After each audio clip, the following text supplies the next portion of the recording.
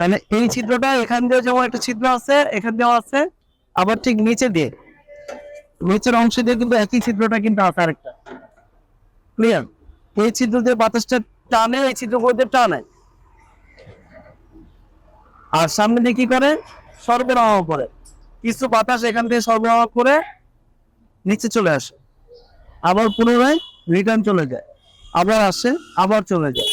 এইভাবে 24/7 মানে 24 ঘন্টা 7 দিন এইভাবে চলতে থাকে কন্টিনিউয়াস। আর যতদিন রেফ্রিজারেটর চলবে ততদিন ওইভাবে কাজ করতে থাকবে। এখন তোমাদের এই জিনিসগুলো দেখানোর উদ্দেশ্য হলো এইটা, যে তোমাদের ব্রেনের ভিতরে একটা প্রতিচ্ছবি তৈরি করা, তোমাদের কল্পনা শক্তিতে একটা প্রতিচ্ছবি তৈরি করা, যে তোমরা রেফ্রিজারেটরের ভিতরে আসলে কি আছে, ডিজাইনটা কেমন, সেটা যদি তোমরা জানো তাহলে তোমরা এটা করতে পারবা যে এটার প্রবলেমটা কি আর সলভ কিভাবে করতে হবে। কথা কি বুঝতে পারছি? We are from